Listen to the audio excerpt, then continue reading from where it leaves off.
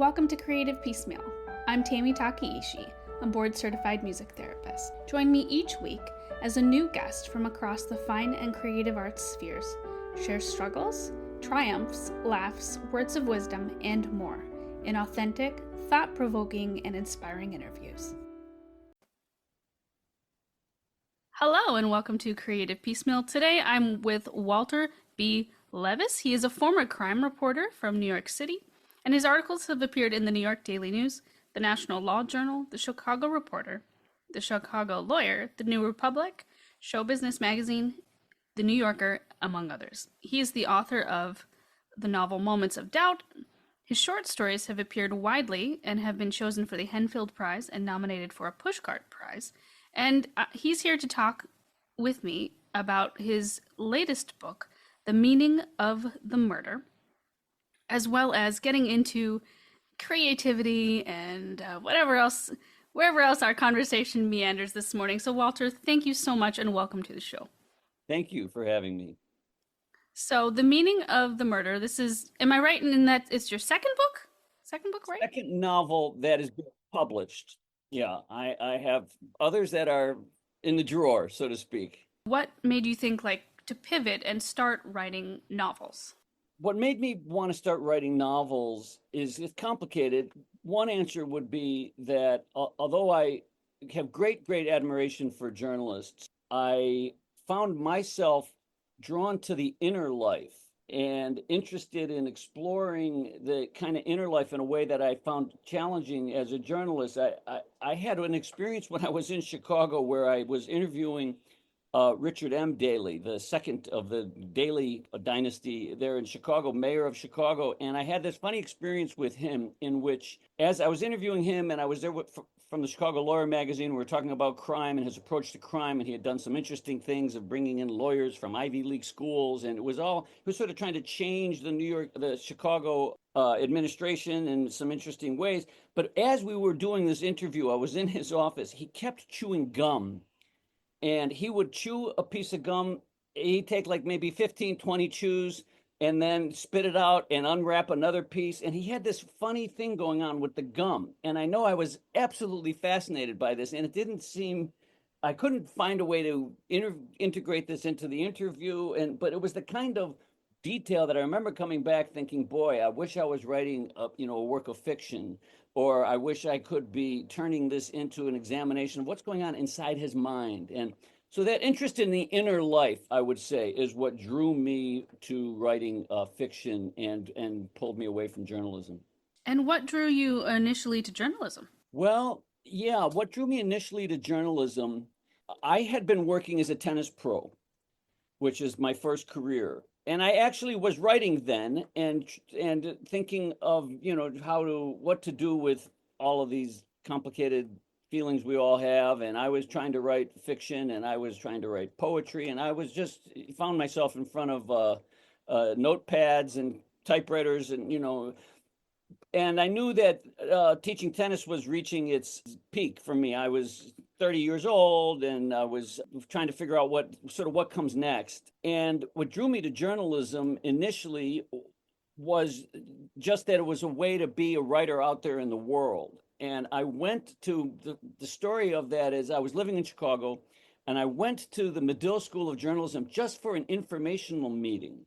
And I got an appointment with whoever in their admissions office, and we're sitting and talking, and I'm asking about the journalism school and saying, what does it take to get into the school? What kind of financial aid is there? And I'm asking all of these questions, and the person is listening to me, and we're talking, and she's telling me all about the school. And it's a very, very well-known school, and especially in the Midwest, it's got a lot of people from the Tribune who teach there, et cetera, et cetera.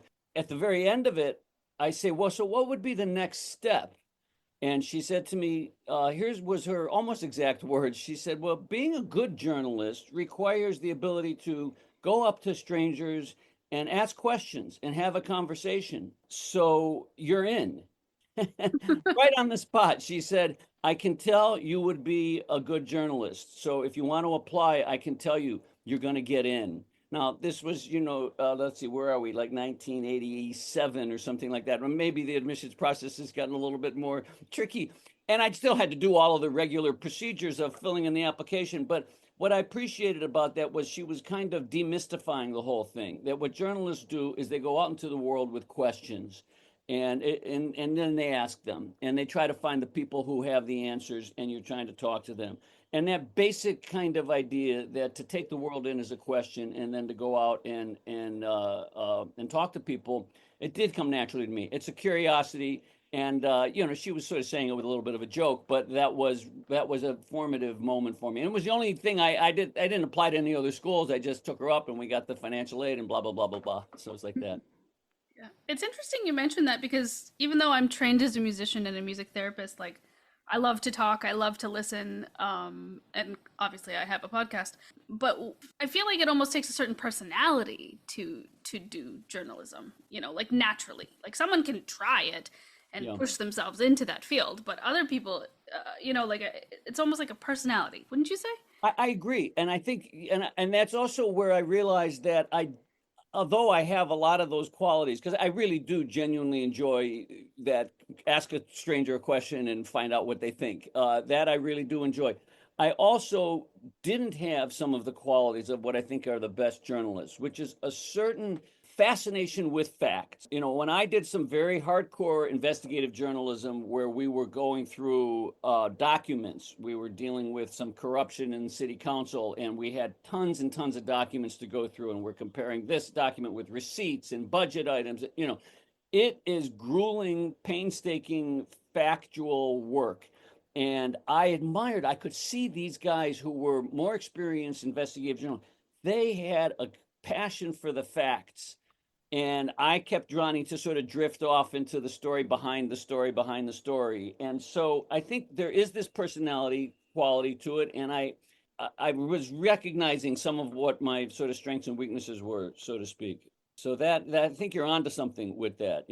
I mean, I could also say one other thing about the personality part of journalism, because there was a moment when I really felt done with journalism. I was working as a crime reporter. There had been what the jargon is, an MVA, motor vehicle accident with fatalities. Motor vehicle accidents are not news unless there's a fatality, basically. At least that was how our newsroom worked. And I remember my editor telling me to go out and interview the mother.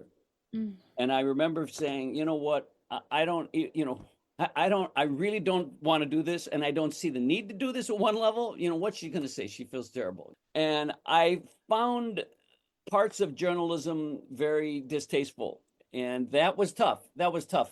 That was a tough moment for me. And that was when I realized that, some guys had more passion for that and capacity than I did. So there are pluses and minuses on all this. I appreciate you sharing a little bit about your backstory and your career, because it certainly plays into, your latest book, The Meaning of the Murder, about a modern Orthodox Jewish family. Father works as a compliance officer at a bank in New York, and he discovers his bank is violating OFAC laws and funding terrorists. And he alerts the bank's top brass, and they ignore him. And after struggling with conflict, his position as a fully assimilated member of his professional community, and his moral obligations as a man and a Jew, he turns whistleblower and goes to the DOJ. The night before his deposition, he disappears. And of course there's more, but I mean, like, I love that it just seems so compelling. What did you draw from in your experiences as a journalist for this book? Obviously it's fiction, but I'm just curious where glimmers of real life came in. Yeah, that's a really sensitive question, and an important one at a lot of levels. I think readers wonder about that, and I think it touches on how the sort of creative process works. And William James, the great novelist, had this line that everything is grist for the mill, or that's a bad paraphrase of William James, but the idea that you're sort of always taking in things that you think might someday be useful in a story or a novel is very deeply held conviction of mine. That's my experience. Also, that you sort of never know what might be interesting. This particular story of a whistleblower comes from a few different places, but to point to the most important real life experiences. One is, after I left journalism, I began ghostwriting, and I was ghostwriting for big businesses. And I was working for companies writing shareholder reports and corporate annual reports and speeches for CEOs and things like that.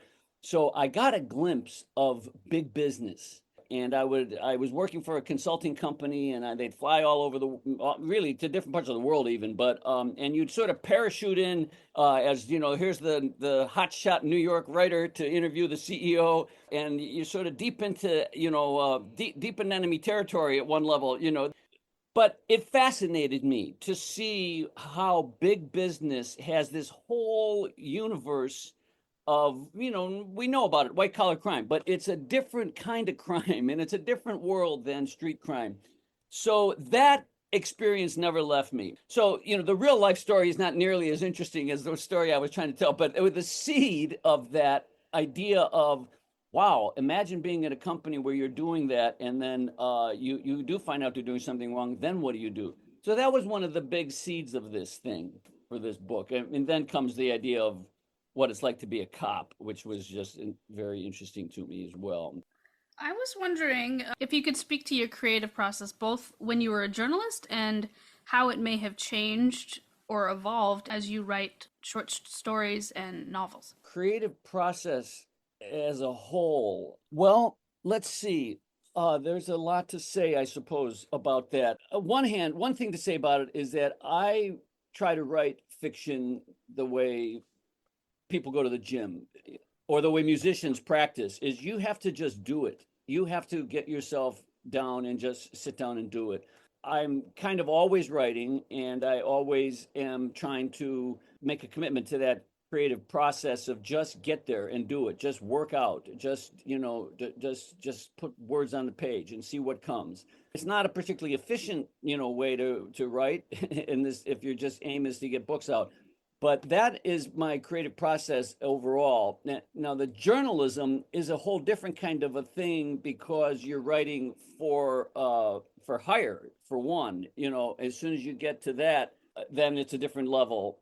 The basic challenge as a journalist for me has always been that I feel like I can write well about whatever I can understand well. Clarity is king, so to speak. That how do I get my head around whatever it is I'm trying to write about? So with fiction writing, there's a different sort of challenge, which it's more about getting to the passion that I had a writing teacher who once said, when it comes to creative writing, there was a great playwright, Romulus Linney, who died not long ago.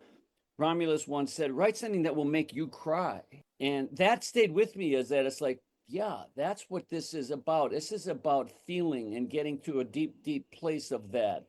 Where journalism is about, providing information for people and being a sort of a surrogate citizen for people who can't go to the city council meeting, but they want to know what's going on in their city council, kind of a thing. So in some ways they go in those kind of directions. But in terms of the creative process as a whole, when I've taught writing, I've always said to people, anytime you are taking your thoughts and feelings and ideas and turning them into sentences, you are doing the work. Trust that. Throw nothing away and trust that anytime you do that, you're getting stronger as a writer. And so that's kind of been my big approach, I'd say. Excellent. What is a piece of writing advice that you ignore, whether it's purposefully or if it's one of those things where you're like, oh, I always forget to do that? That's a kind of tricky. I have a hard time ignoring advice when it comes to writing because I think everything is partly true when it comes to writing. Also, I went the route of being a trained writer. I mean, you're a music therapist. I think, like, there are musicians who go to a conservatory and they're trained, and then there are musicians who just play music and da da da da da. And right, so I think of myself as sort of a conservatory trained writer because first off, I went to Northwestern University and got a master's degree in journalism, and then after that, I attended Columbia University and got a MFA, a Master's of the Fine Arts. And the joke in my family is that I think you're done with writing programs now, right? So yeah, I got enough writing degrees. But because of that, this idea of advice to writers, it's like, whoa, I've got, a lot of it because, I put myself in those positions. But what I do think is crucial And this I get from Saul Bellow, the Nobel Prize winning author Saul Bellow, who died some years ago, but is one of my heroes, truly, and a big, big model for me. Bellow once said something to the effect of that to be a writer, one learns to live like one, that whatever aesthetic choices you make will develop as you write and rewrite. And those will be your own discoveries that you make as you do the work. Those critical faculties have to come from within yourself as you do the work.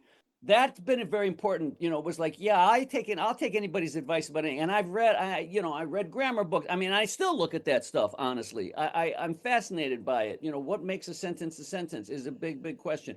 But Bellow's advice of that, it's a sort of radical self-sufficiency that he's also suggesting. So it's a kind of a paradox, be open to everybody's advice, but don't take anyone's too seriously, something like that. Yeah. Yeah.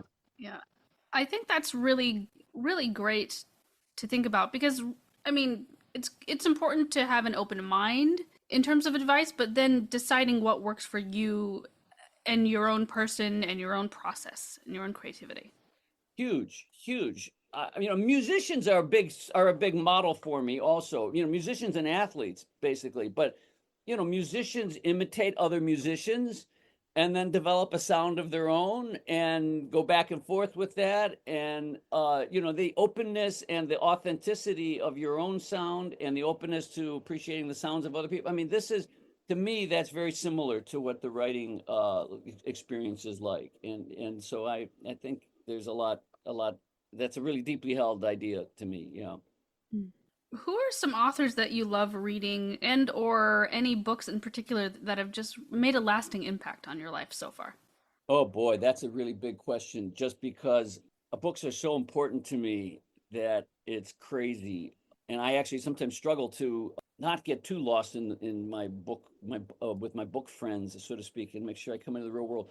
I mean, well, I've already mentioned Saul Bellow. His work has really been important to me. He had a big impact on me because of the kind of sensibility he has, where he's also very interested in the inner life of a character and to what extent is there sort of a drama going on psychologically for all of us all of the time. So Bellow is a writer who's been very important to me, but I would also have to answer that there are nonfiction writers that have been very, very important to me, that have really sort of shaped the way I look at the world. I mean, I'm somebody who reads philosophy and theology and history and finds it very, very compelling, and it shapes the way I'm trying to think about things. It shaped the way I approach this book. So among those would be people like Carl Jung, Abraham Joshua Heschel, Mordecai Kaplan, Paul Tillich, Nietzsche. I have found Richard Hofstadter, the American historian, and some of his ideas about history and the consensus theory of history. So I'm unapologetically, in my head a lot, although I have to sometimes be on guard against that. And don't forget to, come up for air and touch the ground. But so there's just a tremendous number. Oh, and then also I have some absolute favorite crime writers. Here's a chance to just plug a man who's still alive, who lives out on the West Coast, Kent Anderson. I read Kent Anderson's book Night Dogs, which is about his time as a police officer in Seattle, Washington. And I almost just put the book down and said, that's it. I don't need to write a book.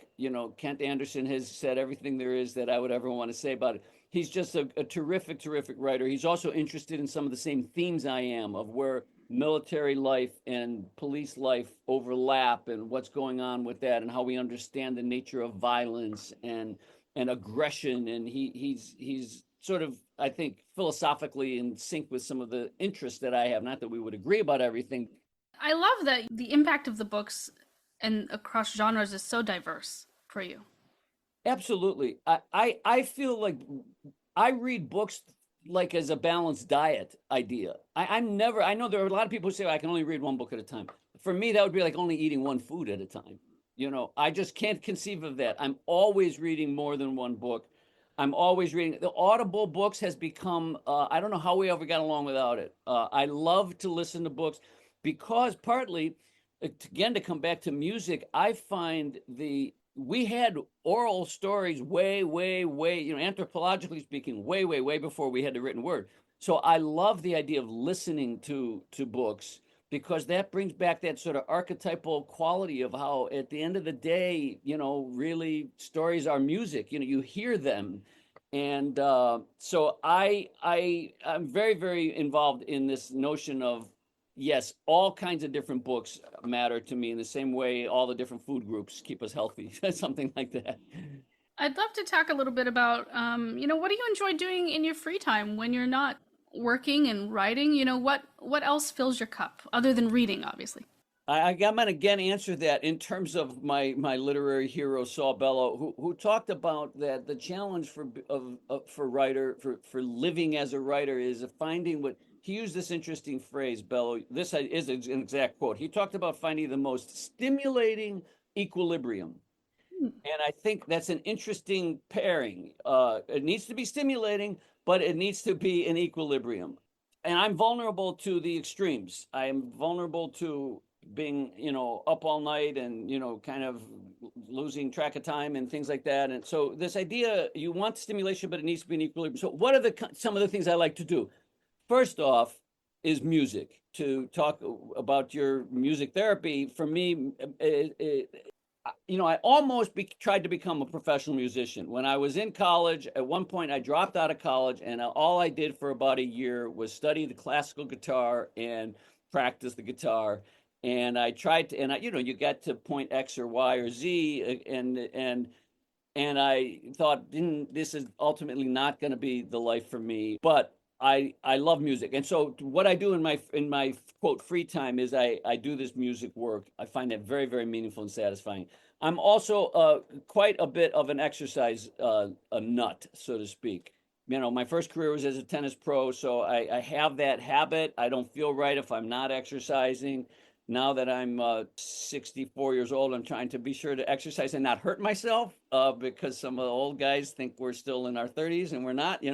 And then I'm blessed with terrific wife who I've been with for over 40 years now, and so we like to hang out. I mean that's to give you some concrete answers there. Our new thing is we're taking swing dance lessons. So talk about just pure joy and fun. And again, it brings back the music thing, because we had this one dance teacher. I mean, we're beyond amateurs. We're just, taking 3 lessons. But who said, if you can feel the beat and move your body, you're dancing. And that became a touchstone for me. It's like, okay, then I think I can do this. If that's all it takes, I'm in. But that's what I mean by this stimulating equilibrium. Like this is not a small challenge sometimes. What does it mean to have a stimulating equilibrium?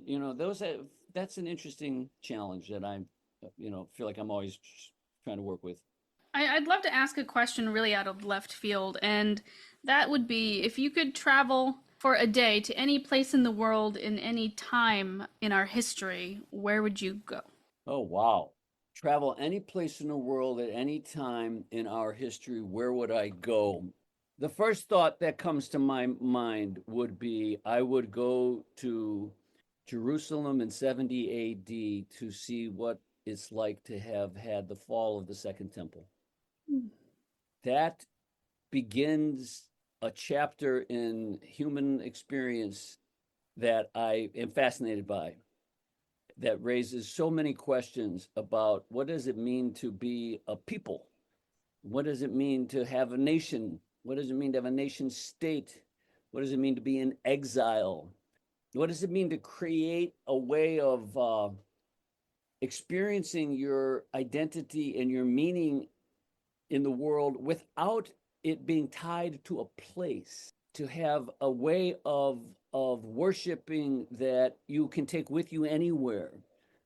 These are all questions of the Jewish diaspora that fascinate me. And just what was that like for people? So this is, of course, setting aside the problem of there being no antibiotics. No. I mean, I'm just engaging purely at an intellectual, philosophical level with it. So hardships aside, that Jerusalem at the fall of the Second Temple, I think would have been an amazing thing to witness and to understand at an experiential level. So, one more question for you, and that would be, what is one of the most important things you've learned in your life so far? Oh boy, what is one of the most important things I have learned in my life so far? Well, I'm going to give you the first thing that came into my mind, which is humility. My experience of creative process and well, I mean, I could tell you, I could say it in a different way that, listen, I like stories. So here's the story of that, I would say. That why the humility is the thing I think is the first thing that comes to my mind. When I was 25 years old, my now wife and I were living in Asia, and we'd been there for almost a full year. After college, we went off and da da da da da, and I was doing things in Asia, and she was doing things in Asia. I was teaching and doing the martial arts and different stuff. So we're in Asia, and I developed, in those days, they didn't have all these different understandings of hepatitis, but I had hepatitis, but they didn't know what it was at those days. They called it non-A, non-B. Bottom line is I was very, very sick, and I came back to the United States, and I was in bed for about almost 9 full months. And as a 25-year, I was now 26 years old, I had doctors say that this might be liver cancer. And I suddenly had a reality of mortality and a sense of that, which was, literally I was scared to death. And it was very, very frightening. And obviously I recovered. But just the fact that they said I might not was an unbelievable wake-up call to how the vastness of life and this sense of how small and precious every moment is, and that I got better and I was healed, but not because of anything I had I mean, I was just, trying to do, I mean, the privilege of being able to lie in bed and go to doctors and, those kinds of things. But without being too, dramatic here, I felt like I had been saved and given another chance to live a long, full life. There's now so many teachings that talk about this sense of take no breath for granted, or, in the Mika, walk humbly with thy God, is, from the prophets. And so it's a lesson that I think, you asked me what was the thing I learned. I say that would be my answer right now. I mean, I suppose I could come up with other answers over time, but that's the answer.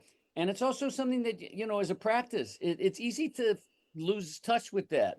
It's easy to get caught up in things and stop being and feeling connected to those deeper forces, so to speak. But that it was that is like a before and after moment in my life, before hepatitis and after hepatitis. And that was a formative experience that I would say that's the big teaching of that humility and gratitude. Maybe humility and gratitude kind of go together in a way, but that's my answer to that question. It's a really deep and thoughtful question. I appreciate that. Of course. Well, I appreciate you opening up and sharing that. It sounded like a very profound and impactful event that happened to you, experience that happened. Well, Walter, thank you so much for being on the show. Listeners, please check the show notes for links to learn more about Walter and where to buy his books, including the latest, The Meaning of the Murder. And as always, thanks for listening. Thanks for listening to Creative Piecemeal.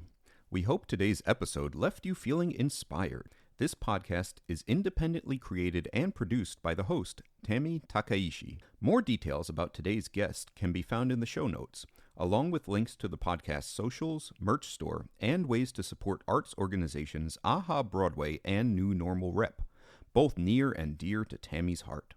Don't forget to visit creativepiecemeal.com, the official podcast website, where you can leave fan mail, write a review, explore Tami's blog, and discover the growing collection of episodes. Special thanks to our audio engineer, Alex Rapetti.